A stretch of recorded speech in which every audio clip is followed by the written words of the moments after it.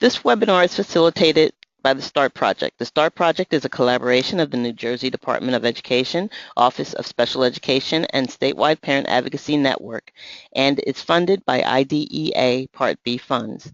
I'd like to thank the New Jersey Department of Education, Office of Special Education, New Jersey City School District, and all of the START team who worked hard to put this webinar together. As a follow-up to this webinar, the START Project will host 2 conferences in March, one on March 18th at the Fairleigh Dickinson University, and the other at St. Matthew's Church in the South, and the other in the South at St. Matthew's Church and Community Center on March 25th. Both will be from 9 a.m. to noon. Registration information will be provided in the chat box and sent to your email. So, let me introduce you to the presenters. Saskia Brown's professional commitment is a reflection of her personal conviction that a quality education is a right that belongs to all children. She is a commitment of over 10 years of service in the field of education. Saskia has previously served as a general education and special education teacher, school program coordinator, director, district administrator, and adjunct professor. At the New Jersey Department of Education, she has served as a fiscal and policy specialist and special education consultant. She currently serves as a project manager for the New Jersey Tiered System of Supports Early Reading Initiative at the department. Our second presenter is Candice Caccaro. Candice Caccaro has been a special education supervisor and teacher with the Jersey City Public Schools for the past 20 years. She has extensive knowledge on creating specialized programs for students with disabilities. Recently, she has served on the committee to further develop the tiered system of supports for the New Jersey Department of Education. She also serves as an adjunct professor for Rutgers University. Our third presenter is Dr. Blake Garrett. Dr. Andrea Blake Garrett is a dedicated mother of 10-year-old twins. She currently serves on the Parent-Teacher Partnership Board at her children's school. Sean Healy and Karen Van Note are lead teachers at Jersey City Schools. My name is Debbie Esposito, and I am a parent group specialist on the START project. Michelle Tyler is the project coordinator for this event and will facilitate today's webinar. Miriam Elizo is the Northeast Parent Group Specialist, and she will present the polls. Karen Antone is the START Project Director, and she will read the questions to the presenters. So, Miriam, are you ready? We have a poll for you. Please answer to the poll, to the question of the poll. I am attending this webinar as a select one of the following: parent, teacher, or classroom staff, faculty at a school, or other. So simply respond. I would like to know who is here with us. So far, 65% of you have voted, 77% of you. Okay, I'm going to close the poll and share the results. So parents, we have 33% of you are parents, teachers or classroom staff, 6%, faculty at school, 36%, and other, 24%. So thank you.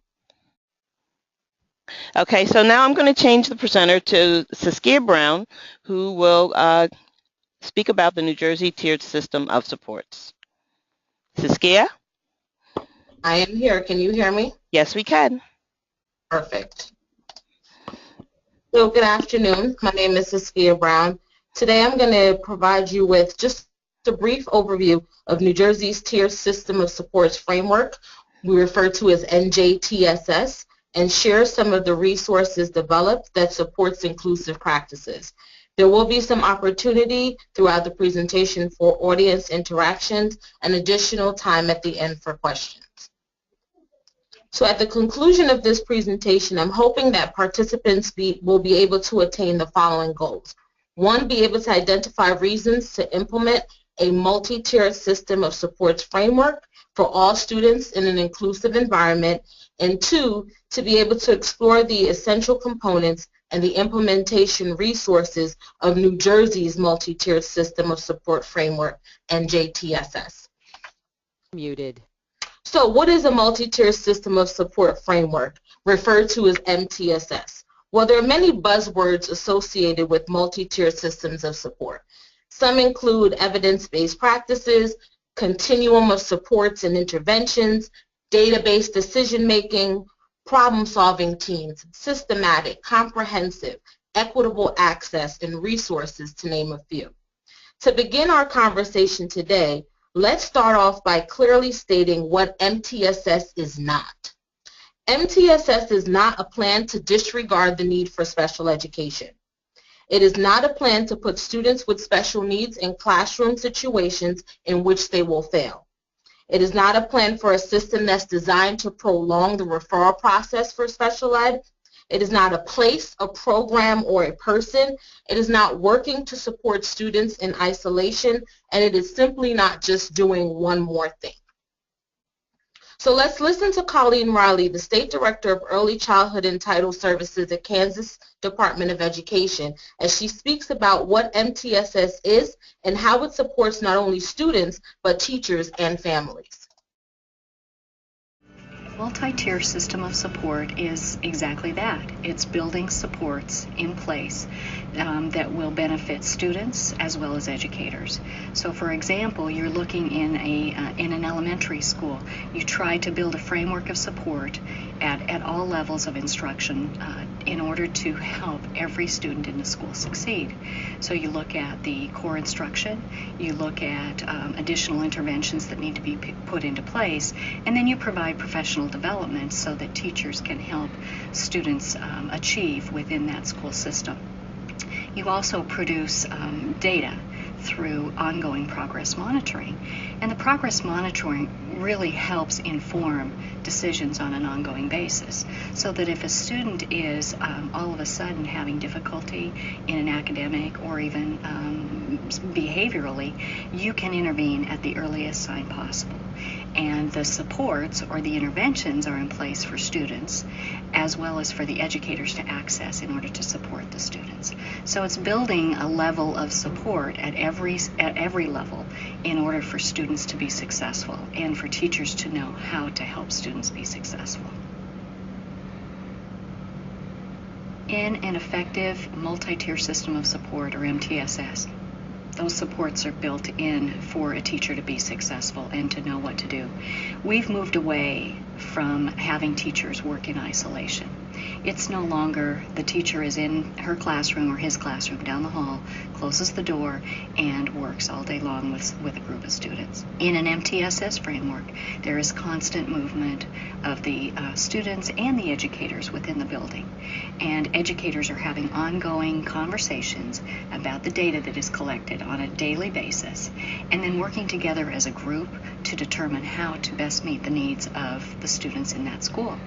Additionally, the leadership at the school level as well as at the district level have a responsibility to put resources into place so that teachers have access to appropriate professional development as well as resources and materials in order to put in and implement appropriate interventions so that all students can be successful.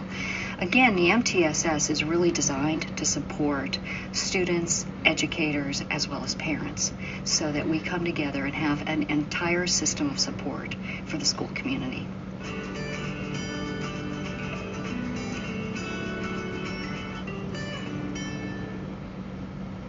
So we'll go to our first audience poll. Miriam? Yes, we have our next poll. So based on how multi-tier system of support is defined, does your school utilize a multi-tier system of support of framework? So please select one of the following: yes, no, or just I don't know. 75% of you have voted. Let's close the poll and share the results. So we have yes, 39% of you, no, 30%, and I don't know, 31%. So let's continue with the presentation to learn more about this. Thank you. So the goal of developing an MTSS framework is to support all students. The goal of MTSS is not just about academics. It is about supporting all the needs of students, including academic needs, behavior, social, emotional, and health-related needs. It is the idea that in order for us to support students, we must address the variables that make up the entire child. We are not just talking about students who get it or students who don't.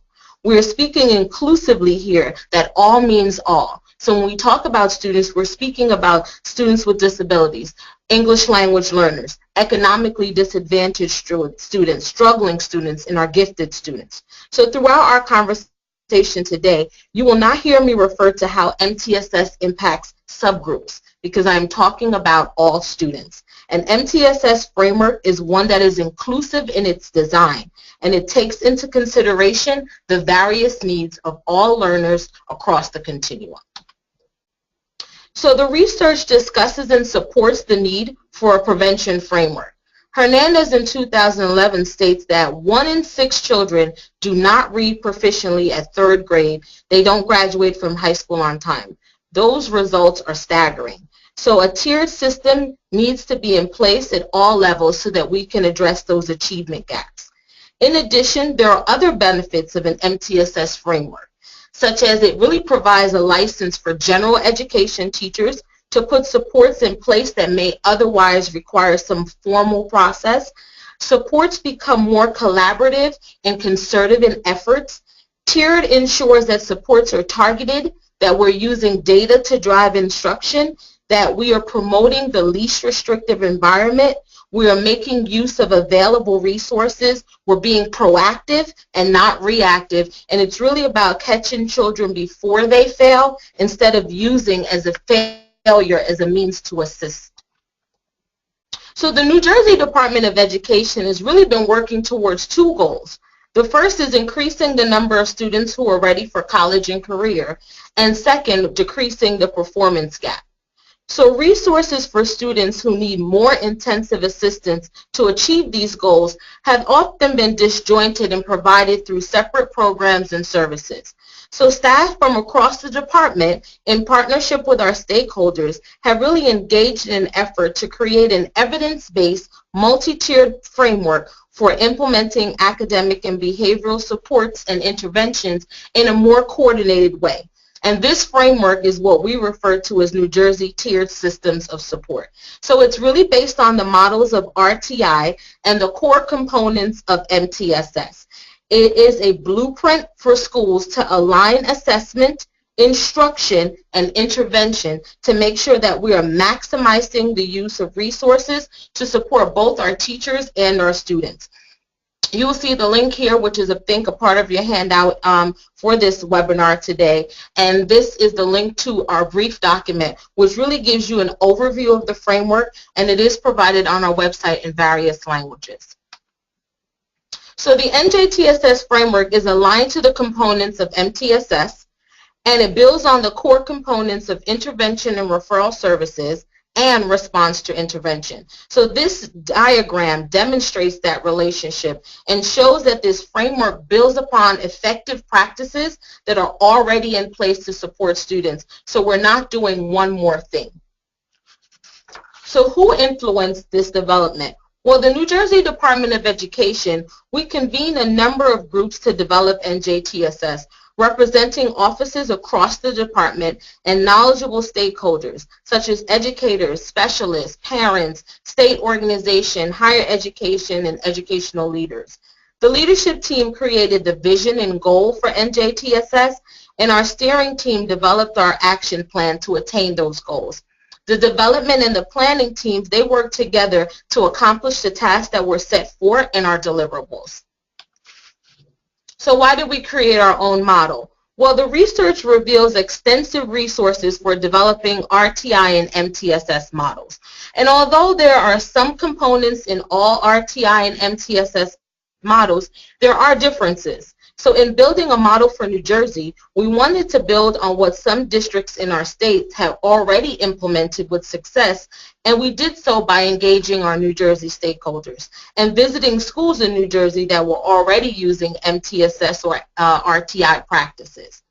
In both the research conducted by the School Boards Association and the Special Education Task Force, there were recommendations regarding using this multi-tiered system framework to address learning barriers to support all students.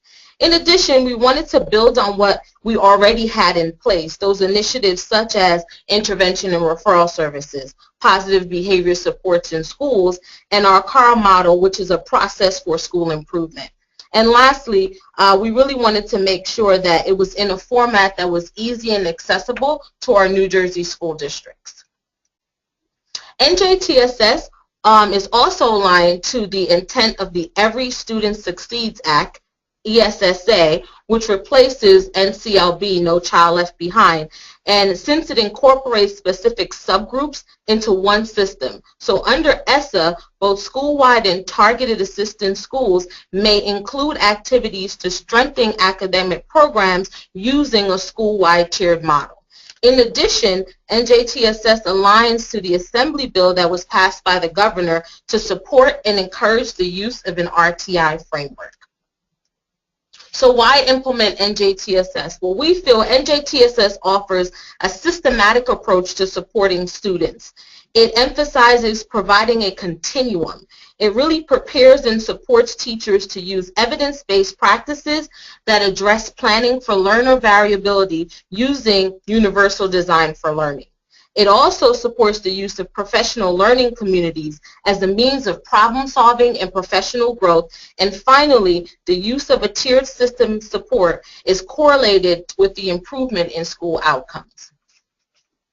So really, with considerable amount of input from our stakeholders and the review of the research on MTSS and RTI models across the country, we identified 9 essential components of NJTSS. The first 6 components: high-quality learning environments, curricular and instructional practices, universal screening, database decision-making, progress monitoring, collaborative problem-solving teams, and staff professional development, are all critical elements of many RTI models. And these are the elements that align assessment and instruction and fosters collaborative problem-solving by teachers using data. The last 3, positive school culture and climate, district and school leadership, and family and community engagement, are typical of MTSS models, and they create this optimal environment for assessment, instruction, and planning processes to occur. Today, I will speak briefly about those last 3 foundational components. You will see that we also have a link here. That link provides you with the entire essential components document, which provides a definition of each component. There is a description of what that component looks like when it's implemented well, and we also provide 3 key resources for getting started. So our first component, positive school culture and climate, is a foundational component of NJTSS. And NJTSS defines positive school culture and climate as a safe and welcoming environment that is accessible and accessible in its physical environment. There is also an assessment of the school culture and climate using multiple sources, a school environment that has a clearly defined and articulated expectations, transitions, and routines. There is social norms that are instructed there. There is a relationship building, behavior expectations that is built into the curriculum and the daily routine. And there is regular activity that are planned specifically to foster positive school culture and community building. In addition, there's communication between staff and administrators that occurs frequently. There's also use of supportive behaviors such as listening, helping by staff towards students, towards each other, and towards families. There's ongoing staff and student recognition for positive contributions to the school community. There are opportunities for student and family and staff input into planning and decision making through means of feedback discussion, focus groups, and use of surveys. And there are also use of scaffolds such as visual coaching, teachable moments, pre-correction to really support the positive choices that are used by students. We have also researched and provided implementation resources to really assist our school districts in strengthening this particular component. Today I'm only going to talk about one. And that resource is, as you see there, the link, is the New Jersey School Climate Survey.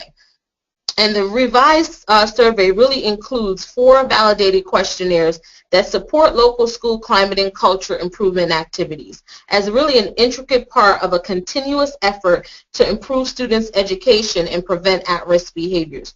So schools are encouraged but not required to use this particular tool. There's no mechanism for reporting survey data to the state. The materials that are provided are really here as a service to help schools to understand and improve safe and supportive conditions for learning. The second foundational component is effective district and school leadership. So NJTSS defines that as district and building leadership teams with representation from administration, staff, students, family, and community partners that really meet on a regular basis to discuss instruction, interventions in a really integrated manner. That there is a clear district and school vision and mission statements that are developed collaboratively with leadership teams that include a commitment to building capacity to sustain this framework. District and school implementation plans illustrate coordination of intervention and support across the tiers. There is flexible approach to scheduling for students and staff to ensure that students have access to small group instruction in addition to core instruction, and teachers have access to professional development activities. There's also a supportive leadership style that fosters effective teacher leaders with diverse background and expertise. There's a plan for transition in new leaders to promote sustainability, and there's also a commitment by district and school leadership to provide professional development opportunities and resources to not only teachers but to school personnel, families, and other leadership members. So we have researched and provided the implementation resource that we have here, Success at the Core.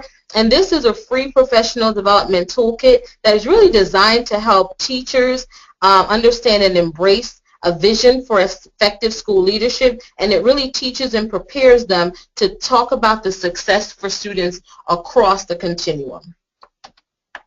And lastly, our last core component is family and community engagement. And NJTSS defines family and community engagement as involvement of family and community partners in the development and the implementation of school vision and mission. There's identification of strategies and resources to accommodate cultural and linguistic differences and links families, students, and staff to the appropriate service providers and community partners. There's use of multiple means of culturally responsive ongoing communication, and the scheduling of intervention planning meetings are done to facilitate meaningful parent participation. Again, we've researched and provided one of our resources here today, which is the Partners in Education of Dual Capacity Building Framework for Family and School Partnership. And this framework is really designed to act as a scaffold for developing family engagement strategies, policies, and programs. The capacity framework should be seen really as this compass, laying out goals and conditions that are necessary for effective family engagement efforts that are linked to student improvement and also school improvement. So our next poll. For this poll, we're opening it up in the chat box for people to give their opinion on this. So which one of the 3 foundational components discussed do you feel has the greatest impact on the successful implementation of a multi-tiered system of support framework? So would you say positive school culture and climate, district and school leadership, family and community engagement? And if you can share why you picked that choice, I'd greatly appreciate it also. Just take a couple minutes and we'll share some of the comments, and you can just write it in the chat area on the control panel to your right. Okay, I'm seeing quite a few positive school culture and climate. One person saying none of the above, as it has to be both parental involvement and district leadership. Some more positive school and culture and climate. The district and school leadership, which can implement strategies, as things move so fast, which can implement strategies that will affect the whole school. But overwhelmingly, more people feel as though it's the positive school culture and climate. So thank you, Michelle. What I do want to say about that is that the idea is whoever the person was that talked about the three is that one doesn't really have the greatest impact over another. The idea is that we need all three in order, and they have to work together simultaneously in order for this system to work. And that's why we made them our foundational components in this framework. So thank you, Michelle. Thank you. You're welcome. So this, our triangle here, you see, this is our graphic representation of the 9 essential components of NJTSS. So the 3 foundational components are reflected in that outer triangle. The inner triangle really represents the other 6 components and is divided into 3 tiers of instruction, intervention, and supports that address academic, behavior, social, emotional, and health-related needs. So let's talk about Tier 1. Tier 1 is defined as high-quality core instruction that is provided to all students. It is designed and delivered with fidelity by highly trained teachers. So in Tier 1, students are screened more than once a year in literacy and math to determine those who are on track, those who may need additional support, or those who may require enrichment activities. Problem-solving teams made up of various stakeholders make decisions using data and monitor student progress. Teachers are provided with strategies here to support the needs of their students in their classroom.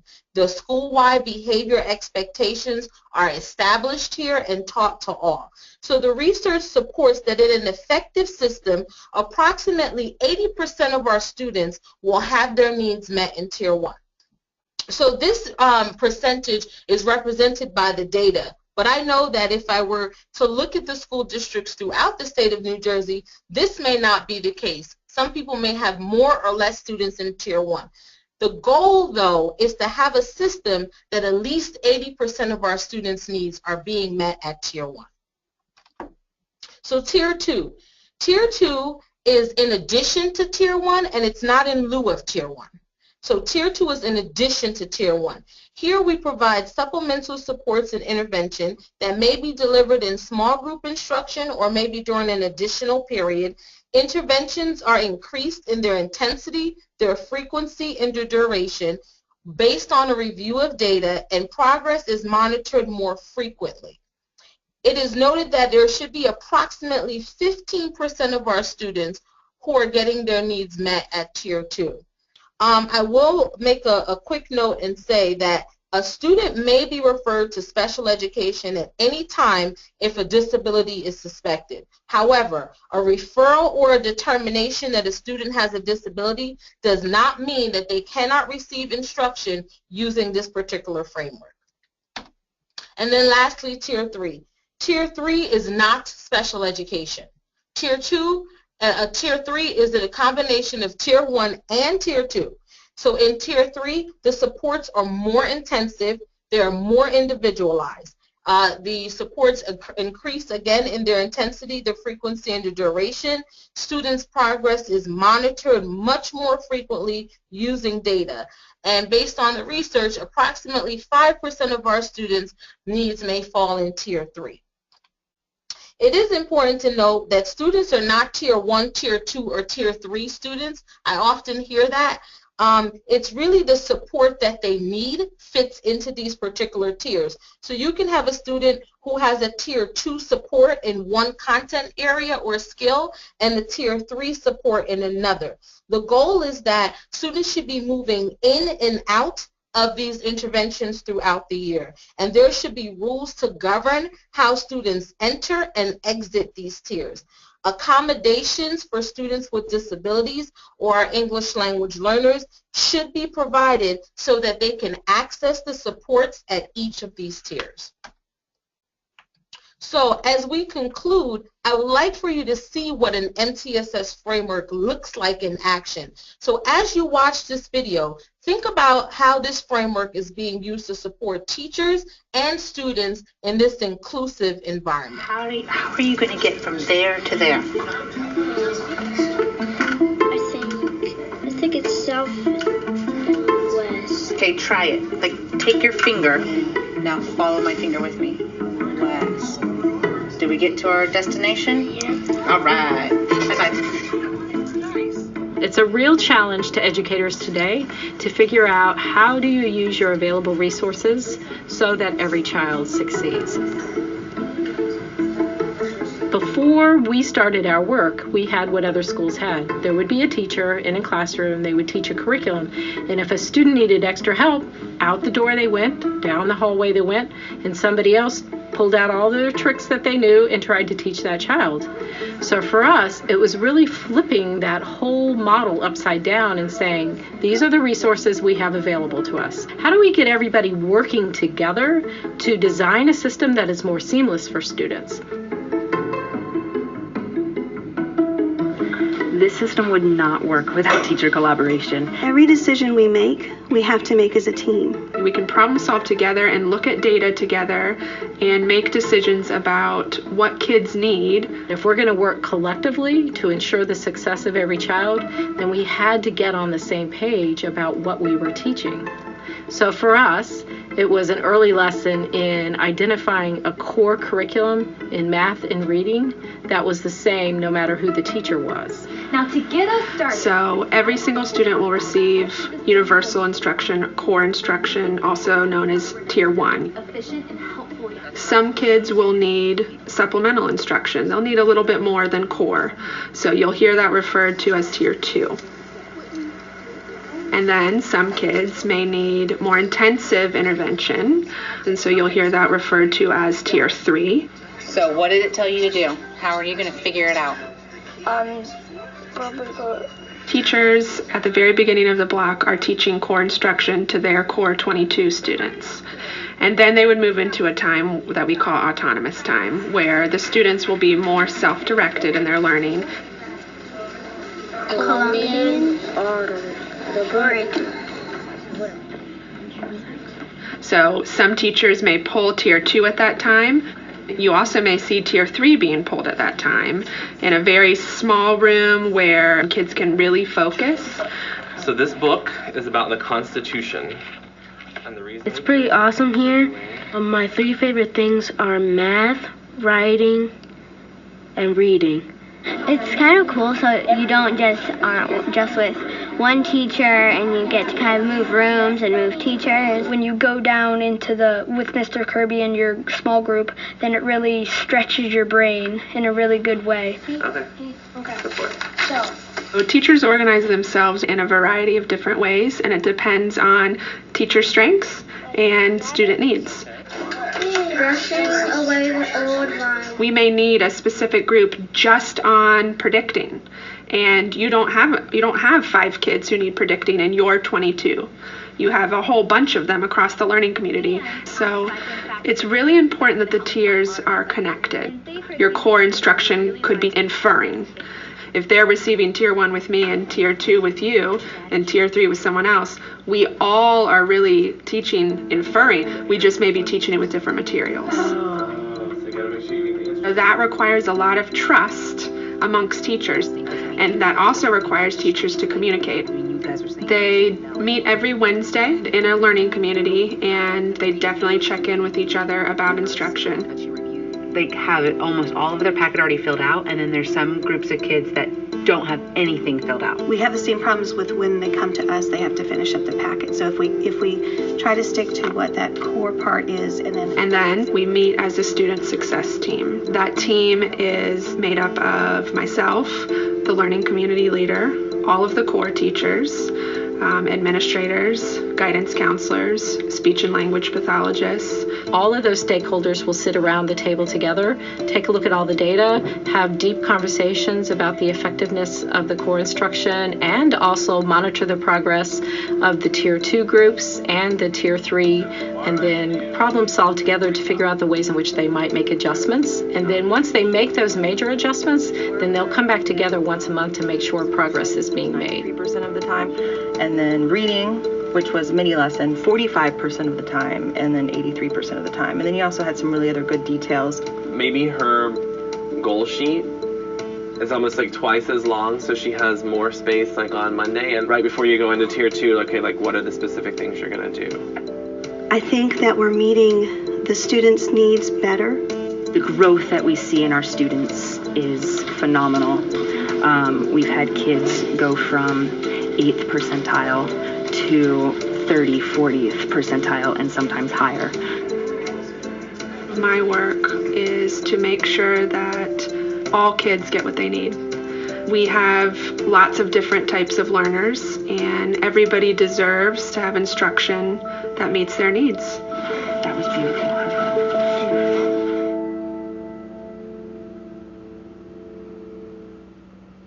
So the practices you see demonstrated in this video really show how the essential components of NJTSS, how they come together and how they're being used in a successful way to support teaching and learning in this type of inclusive environment. Please feel free to share your thoughts in the chat box.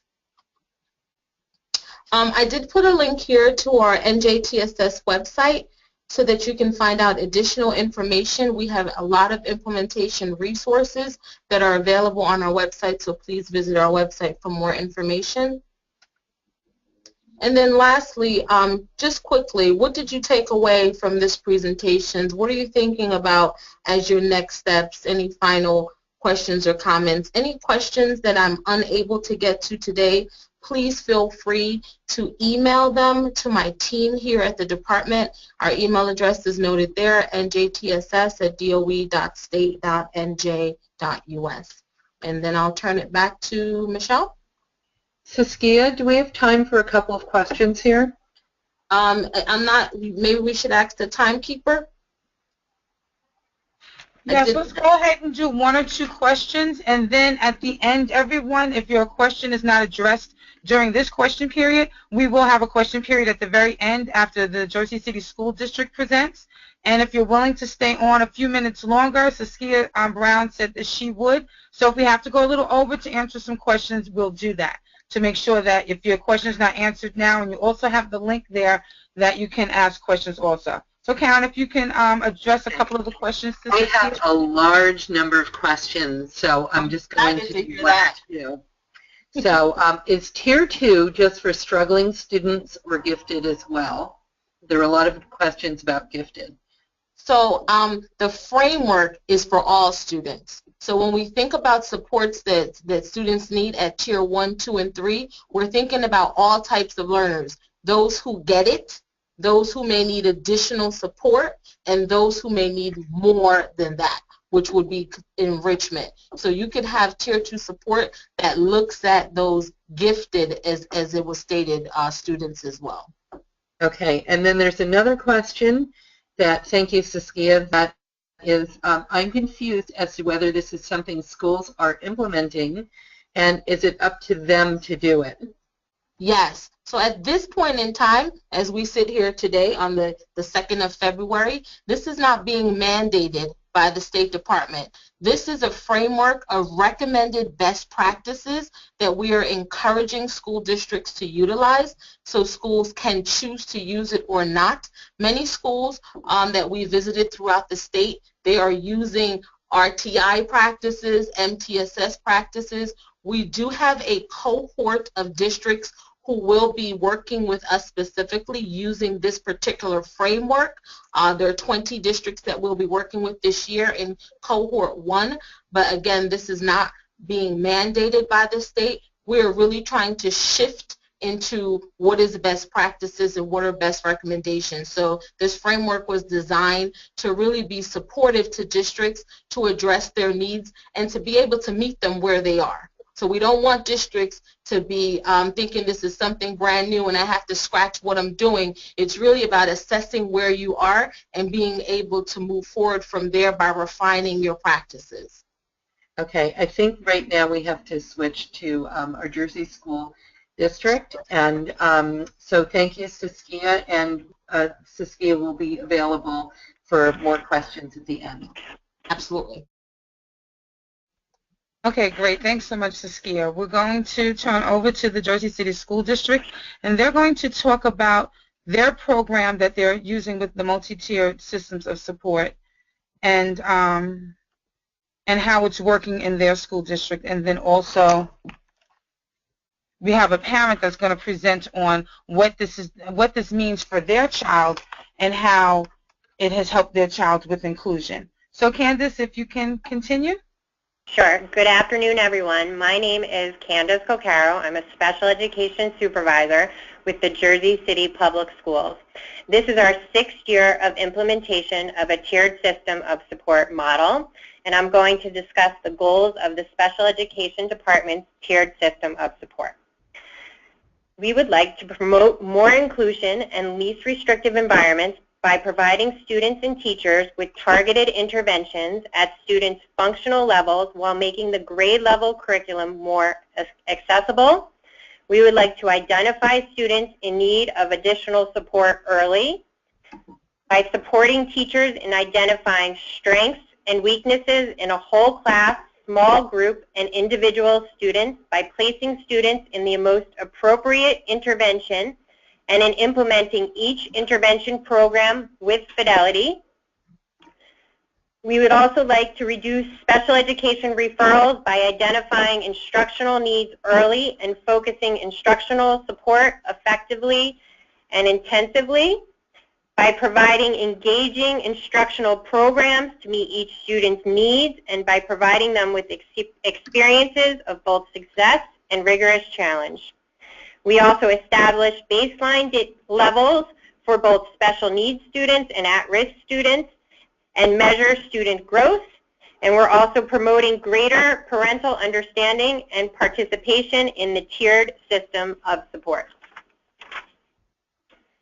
So why did the Jersey City Public Schools need a tiered system of support? Because the district curriculum did not provide the proper interventions or resources for students with IEPs or for students who are at risk, who were performing significantly below grade level. Teachers were individually modifying district curriculum content to varying degrees of success, and the Department of Special Education needed a consistent intervention program that would close the achievement gap district-wide. And current research showed that students benefited more from being in an inclusive setting rather than a resource pull-out setting. So how did we determine the tier and most appropriate intervention for each of our students that were in need? As early in the school year as possible, we worked to determine which students are in need of additional instructional support, and if so, which tier of support and which intervention program would be the most effective. When initially determining if additional instructional support is necessary, we utilize a whole student profile approach, which takes multiple points of data into consideration. We also use universal screeners that are given 3 times throughout the school year to monitor progress. Some examples of our universal screeners are the Diagnostics Online Reading Assessment, the Group Reading Assessment and Diagnostic Evaluation, and the Adaptive Diagnostic Assessment of Mathematics. How does the tiered system of support promote inclusion? It provides a clear implementation strategy for inclusion practices. It clearly defines the role and responsibilities and collaboration of the general and special education teachers. It enables the allocation of resources for instruction and intervention. And it avoids early and unnecessary labeling of students with learning and behavioral problems. So what support does the Jersey City Public Schools use to determine the appropriate interventions for our students in need? If a student's placement isn't unclear, for example, if a student scores very well on one assessment but very poorly on several others, school administrators, parents, special education supervisors, child study team members, lead teachers, and teachers collaborate to work out the best possible solution. Before the beginning of the school year, guidance manuals are generated and posted on the district intranet for each program, an intervention continuum detailing all aspects, including student placement, daily activities, assessments, sample lesson plans, correlations between the grade level curriculum and the intervention, and how to request additional teacher and student support. We also provide extensive professional development to all school administrators, parents, supervisors, child study team members, and teachers on how to place students properly in the appropriate tier of support, implement interventions with fidelity, and utilize the continuum of support most effectively. Ongoing professional development and support are provided to schools and individual teachers upon request. This support takes a variety of forms, including workshops, model lessons, lesson studies, additional resources, and teacher, child study team, and administrator support meetings. I'm going to turn it over to a lead teacher with the Jersey City Public Schools, the Department of Special Ed, Mr. Sean Healy. Good afternoon, everyone.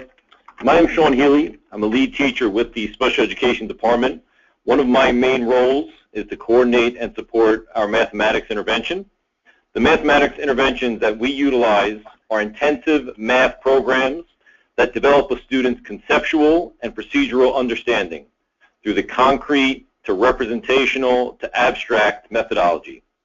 The intervention programs have been aligned with the district grade level curricula of Envision Math and Holt McDougall Mathematics. The math interventions help students identified as in need of extra support with their basic skills while increasing their success and confidence with grade level mathematics. This helps reduce referrals to special education and promote more inclusion and less restrictive environments.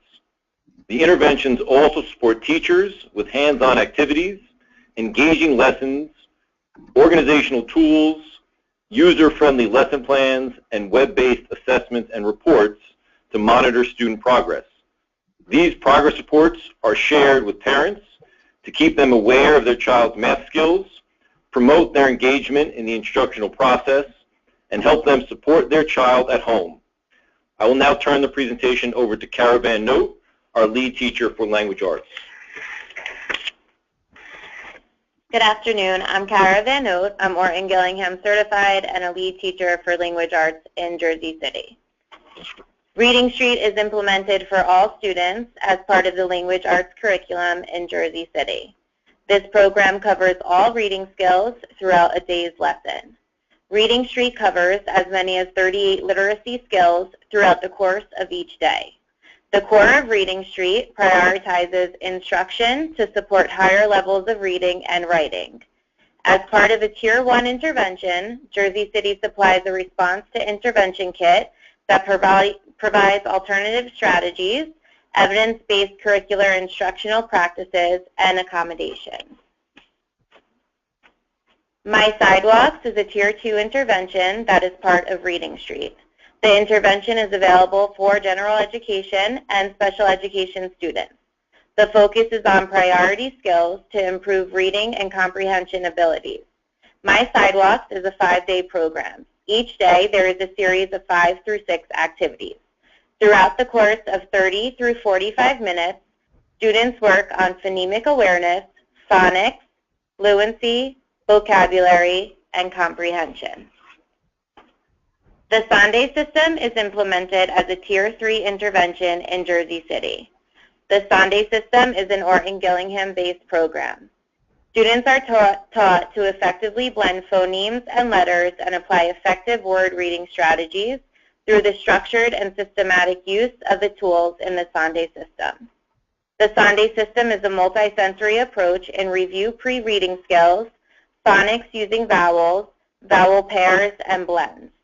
Spelling is practiced throughout basic lessons.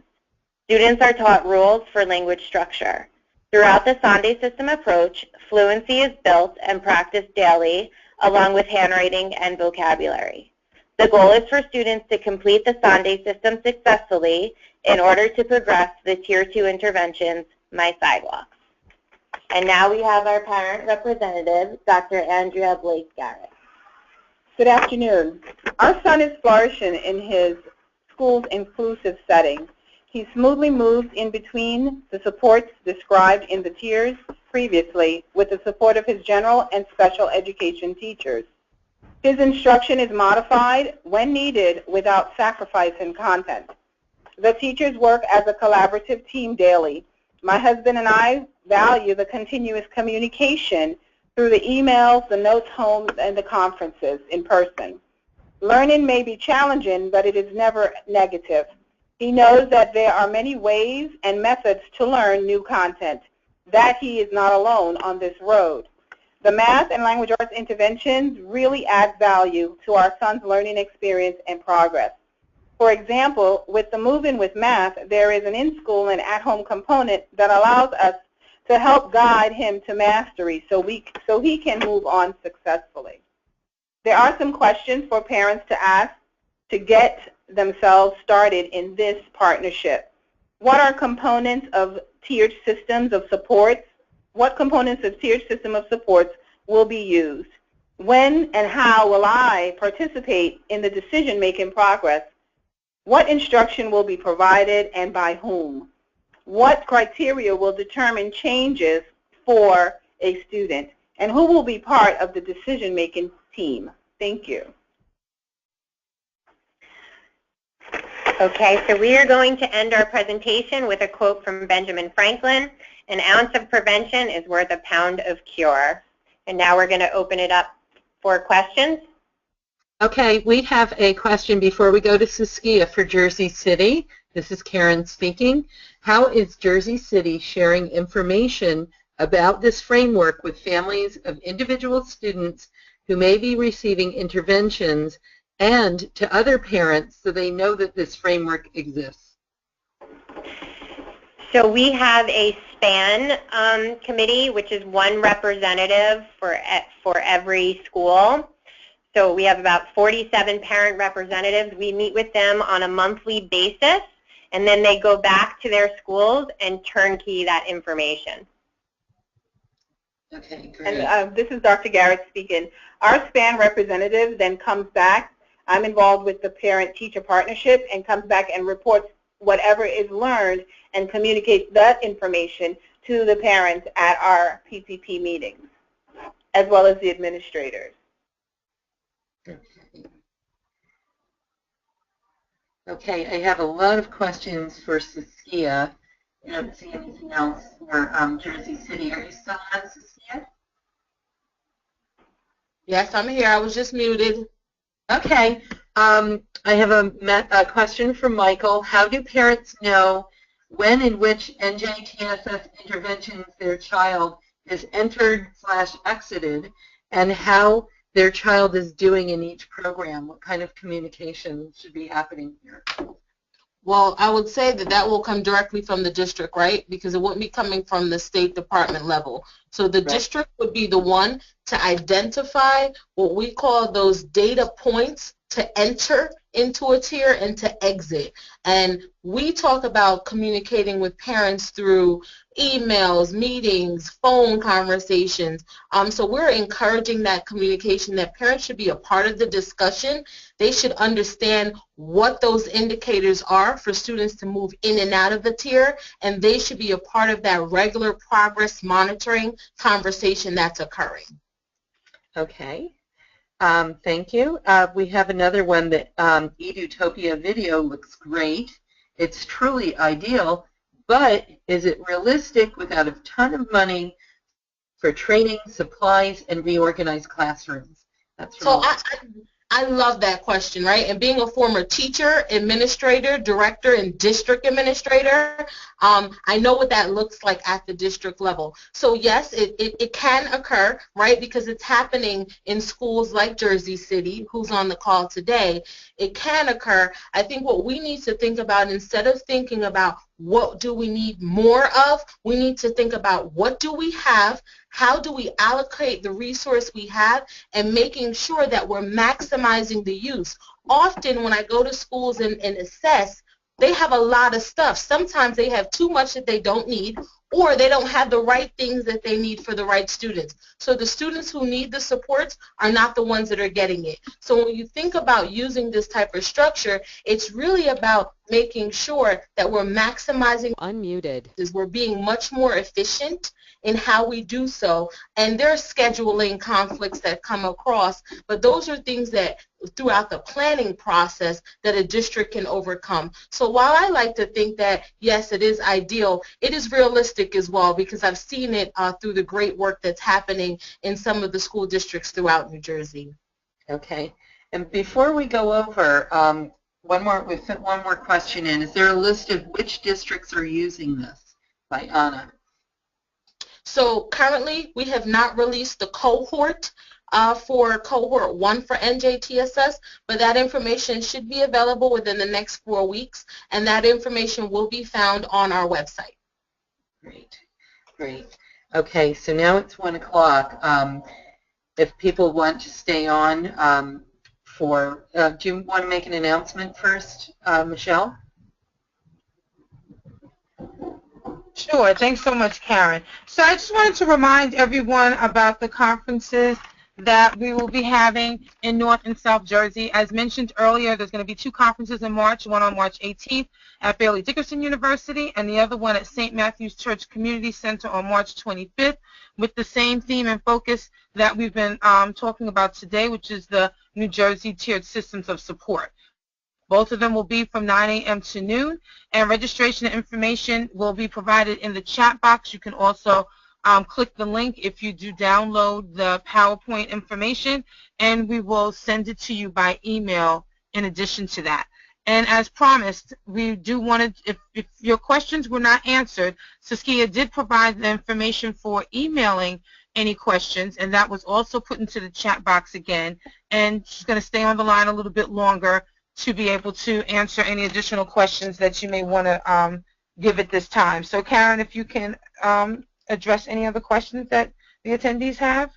Okay, Lauren typed in, thanks for the chart showing INRS, then RTI, then tiers, and she'd like to know some clarification on how they interact. So we're talking about the diagram? Yes. Okay, so the interaction is really showing first that when we think about NJTSS, it's showing you that NJTSS builds upon the practices that we already see in INRS. It also incorporates practices that you see from RTI and then practices from MTSS. So what we did was, instead of just looking at RTI alone and saying, let's build an RTI framework, we said, wait a minute, what are the best practices around RTI? What are the best practices for multi-tiered systems of support, and what are the best practices that are already in place regarding INRS? Let's take those and put them into one framework. So that is what that diagram is showing, that we're not creating anything new, we're just restructuring what we already have and putting it into one framework. Okay, great answer. Hey Karen, I'm sorry to interrupt, but I do want to say for those that do have to get off the line, thank you so much for attending today's webinar. Debbie, if you can go to the next screen, there is information if you'd like to contact the START department at SPAN and information for SPAN also. And as you close out the webinar, there will be you'll get a pop-up for a quick survey and evaluation. It's only 5 questions. If you can please take a moment and answer those questions. It really does shape the different information that we try to bring to you to continue the family engagement. Thanks so much. Sorry to interrupt, Karen. If I could say one thing also, I will be attending the Inclusion mini conference in North at Fairleigh Dickinson, and will be available then as well if you'd like to meet me in person and give me any specific questions that you may have from your district that you may not want to have in this forum. Thanks so much, Saskia, for adding that. Yes, thank you. And we'll take just a couple more questions. Melanie has typed in, how do they determine if a child needs Tier 3 or Tier 2 services? But we're going to be determining that using data. So school districts establish data criteria for their school based on their curriculum, and we'll be using data and reviewing data to determine if a student needs Tier 2 or Tier 3 supports. So that will be based on the individual decisions that are made at the district level. Okay. And Karen asks, is this sustainable? Absolutely it is. I think so too. These practices have existed for over 20 years now. So RTI is not new. It's been around for a really long time, and it's been sustained well over the course of that time. So I do think this is sustainable if we make sure that those essential components that we talk about, if those essential components are worked on and perfected, we absolutely can sustain this throughout different leaderships. Karen, we have a question from Suzanne has raised her hand. Suzanne, are you there? I see her question here. I have a couple of other questions as well. Suzanne is asking, does this apply for middle and high school or just K through 5? No, we are looking at this from pre-K, because we also have a pre-K component, early childhood component, all the way up to 12th grade. So we have school districts such as Elizabeth that are doing this at the high school level. So we are looking at this framework and as it applies to all students across all grade levels. Okay. And then Kwan is asking, if my district doesn't support inclusion, what can I do?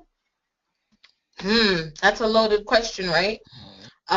If your district doesn't support inclusion, one, I would say, how do we determine that they don't support inclusion? And then if we can do that, you know, what types of, if you're a parent or is this person a parent or is this person a staff member of the district?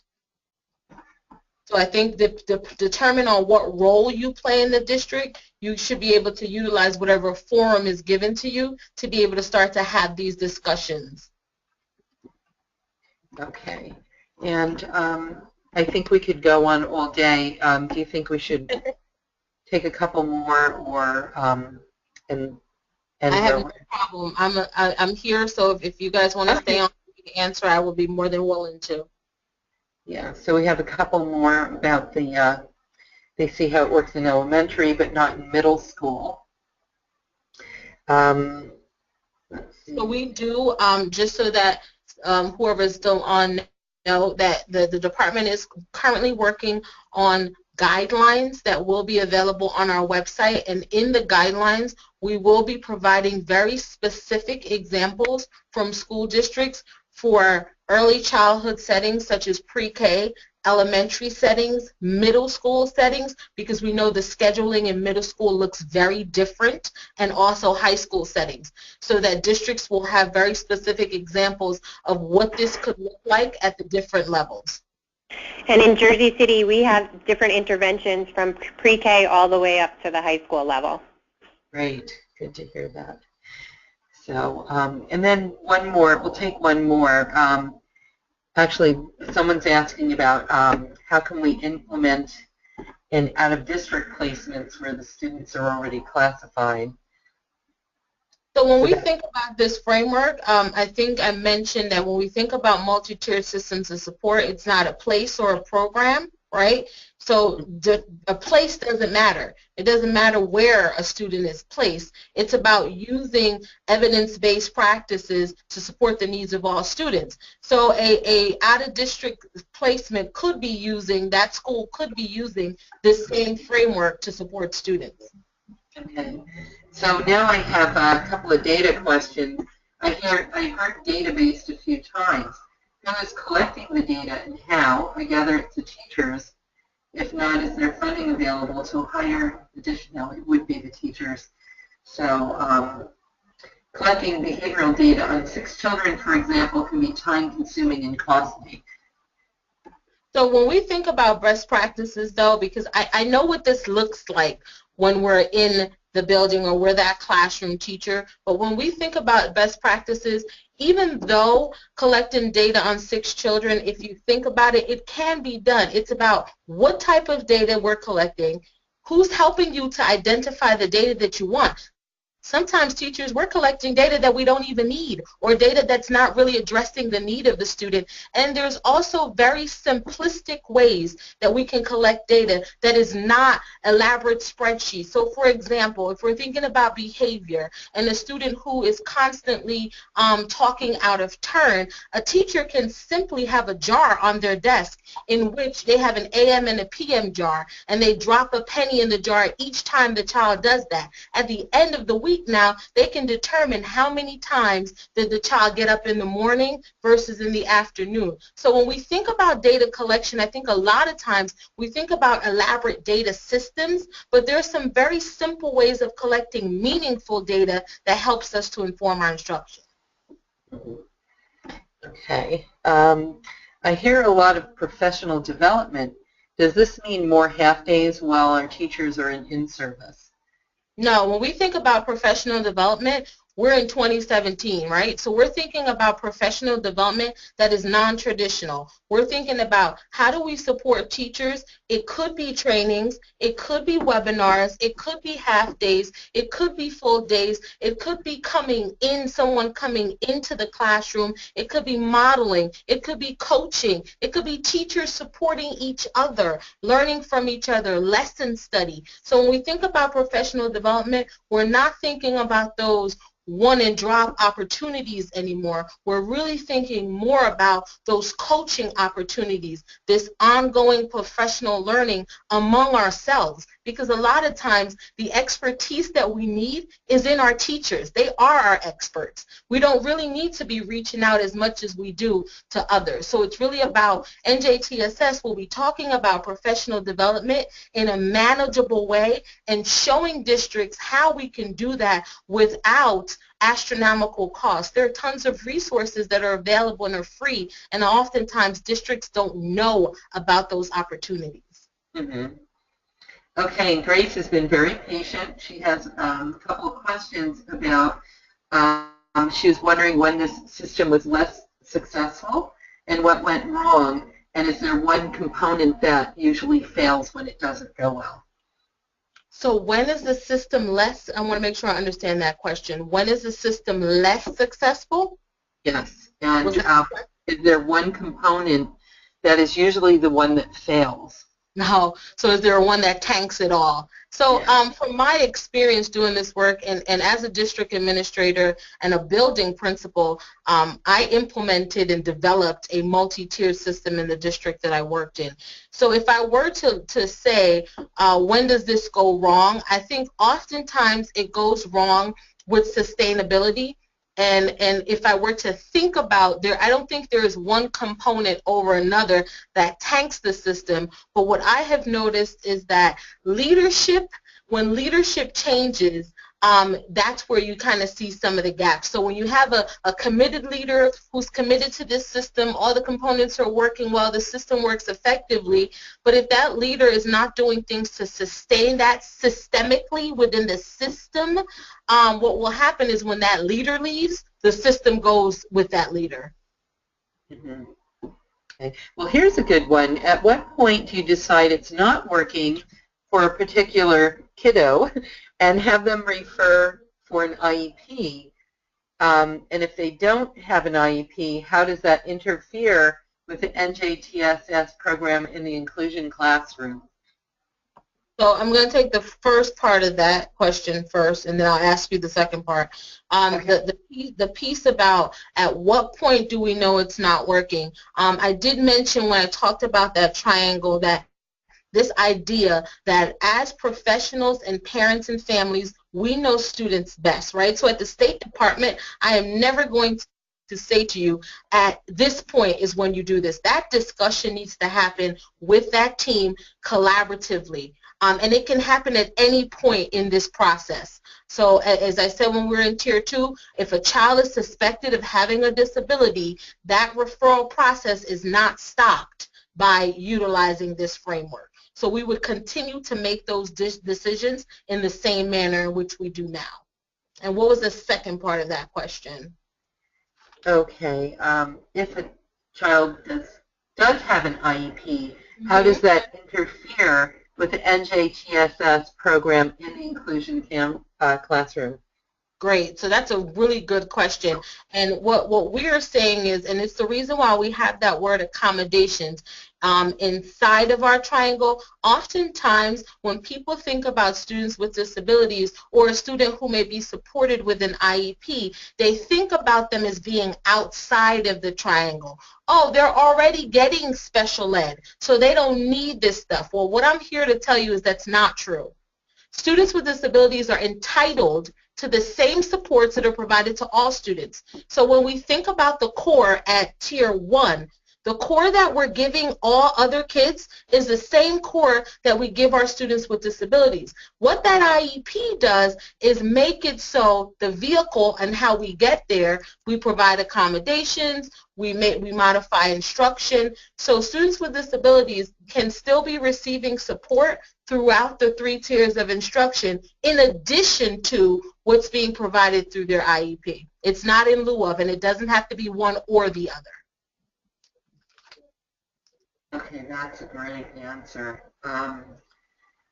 So then we have Kimberly asking, did you say each district has their own testing to determine RTI placement or displacement?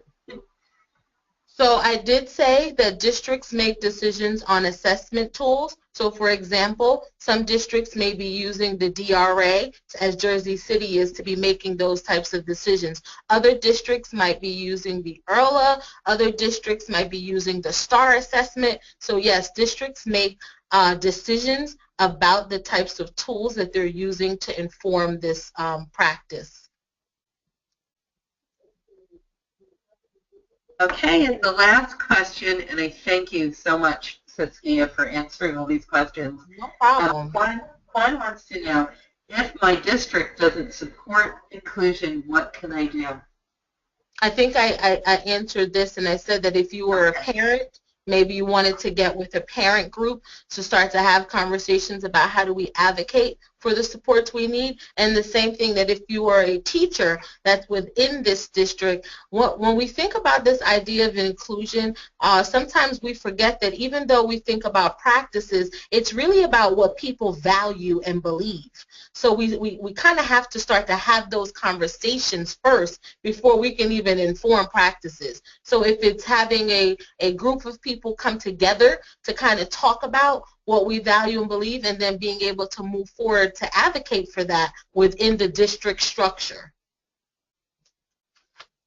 Okay, great. Well, thank you everyone for attending. And again, there's an email address, and the archived webinar will be available within a couple of days. Thank you. Michelle?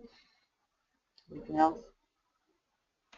Yes, just to echo, thank you also everyone for attending, and please complete the evaluation. Have a great day, everyone. Bye-bye.